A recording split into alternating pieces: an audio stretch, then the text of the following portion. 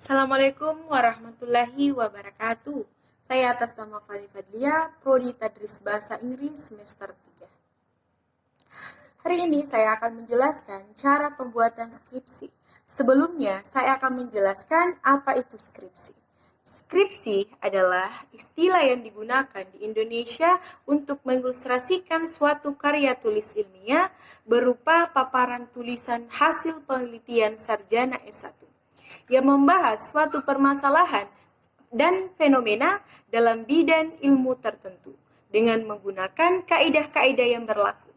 Skripsi bertujuan agar mahasiswa mampu menyusun dan menulis suatu karya ilmiah sesuai dengan bidang ilmunya. Mahasiswa yang mampu menulis skripsi dianggap mampu memadukan pengetahuan dan keterampilannya dalam memahami, menganalisis, menggambarkan, dan menjelaskan masalah yang berhubungan dengan bidang keilmuan yang diambilnya.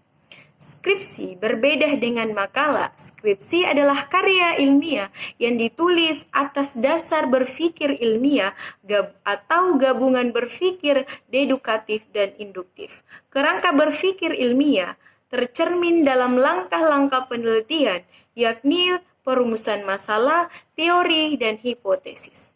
Metodologi penelitian, pengujian hipotesis, dan penarik kesimpulan. Dalam penulisan skripsi terbagi menjadi 3 bagian utama, yaitu bagian awal, isi, dan akhir. Berikut penjabarannya. Yang pertama, bagian awal atau disebut halaman judul, di mana memuat halaman judul, skripsi, logo universitas, nama lengkap, dan nomor induk mahasiswa, serta identitas institusi secara berurutan. Yang kedua, halaman sampul. Dalam halaman ini sama dengan halaman judul, hanya saja dicetak dengan kertas putih biasa. Yang ketiga, halaman persetujuan. Halaman ini disebut juga surat pengantar pembimbing kepada dekan yang mengantarkan bahwa skripsi tersebut sudah memenuhi persyaratan untuk diuji dalam sidang. Yang keempat, halaman pengesahan. Tim penguji. Halaman ini berisi tanggal pelaksanaan ujian, nama peneliti, serta tanda tangan program studi. Dan Dewan Penguji. Kelima, halaman pernyataan keaslian skripsi. Halaman ini berisi pernyataan bahwa peneliti yang bersangkutan benar-benar melakukan penelitiannya sendiri tanpa adanya upaya penjiplatan atau pemalsuan dan manipulasi data pernyataan. Ini biasanya dilengkapi dengan materai dan tanda tangan peneliti di atas materai.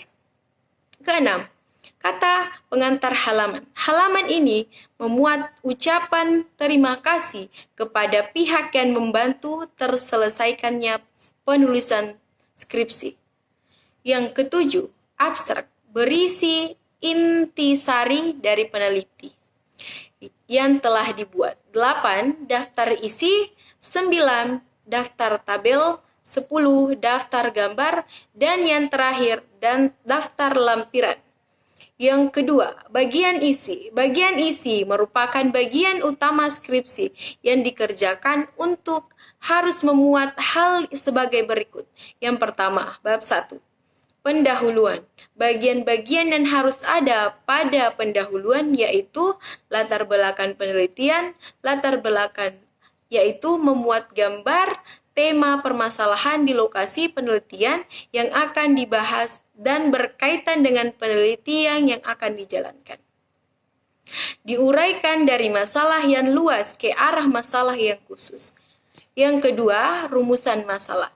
Rumusan masalah dirumuskan dalam bentuk kalimat tanya yang tegas dan jelas, serta menggambarkan arah hubungan antar dua variabel atau lebih.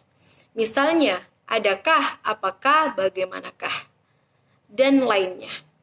3. Tujuan penelitian. Menjelaskan tujuan penelitian yang dirumuskan dalam bentuk pertanyaan mengenai makna yang terkandung dalam permasalahan atau tema pokok penelitian. Yang keempat, manfaat penelitian. Manfaat penelitian meliputi yang pertama, manfaat bagi pengguna, dua, pengembangan keilmuan, dan tiga, bagi peneliti. Sehingga secara khusus hasil penelitian memberikan masukan bagi si peneliti, masyarakat, instansi terkait, dan pengembangan ilmu pengetahuan. Diharapkan dapat dijadikan pertimbangan sebuah kebijakan. Yang kedua, Bab 2, tinjauan pustaka. Tinjauan pustaka merupakan penelusuran kepustakaan untuk mengidentifikasi makalah dan buku yang bermanfaat dan ada hubungannya dengan peneliti yang dilakukan serta merujuk pada semua hasil penelitian terdahulu pada bidang tersebut. Tinjauan pustaka disusun berdasarkan tujuan penelitian, pertanyaan peneliti, dan masalah yang akan dipecahkan. Bagian-bagian yang harus ada pada bab tinjauan pustaka antara lain yang pertama, landasan teori berisi daftar teori yang digunakan untuk memecahkan rumusan masalah. Pada bagian ini, peneliti bisa menulis hipotesis yang diambil. Yang kedua, hasil peneliti yang relevan. Ketiga, kerangka pikir penelitian. Keempat, pertanyaan penelitian. Bab 3.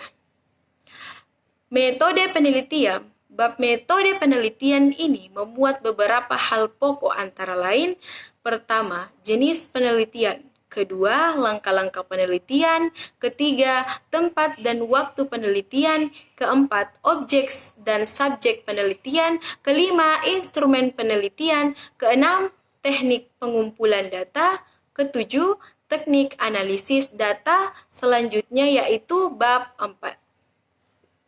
Hasil penelitian dan pembahasan bagian-bagian yang harus ada pada bab hasil penelitian dan pembahasan yaitu antara lain 1.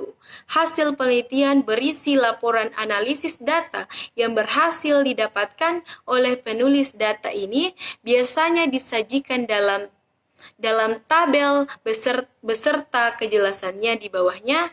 Kedua, pembahasan pada bagian ini peneliti harus bisa menjabarkan penjelasan hasil penemuan penelitian yang dianalisis menggunakan teori-teori yang telah ditetapkan sebelumnya. Yang terakhir, bab 5.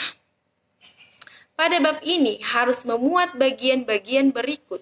Yang pertama, kesimpulan dan saran, berisi kesimpulan penelitian dan saran untuk peneliti selanjutnya yang akan melakukan penelitian, yang berupa kedua, implikasi penguraian kegunaan penemuan peneliti baik secara teori dan praktis. Ketiga, pada bagian akhir peneliti dapat memuat daftar pustaka dan lampiran-lampiran yang digunakan dalam penelitian. Yang pertama, daftar pustaka yang berisi daftar bacaan yang berisi bahan-bahan pustaka yang digunakan peneliti baik dirujuk maupun yang tidak dirujuk.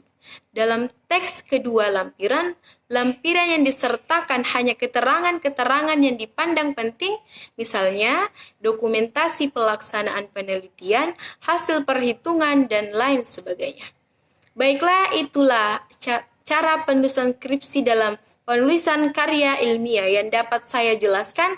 Kurang lebihnya mohon dimaafkan. Saya ucapkan terima kasih. Assalamualaikum warahmatullahi wabarakatuh.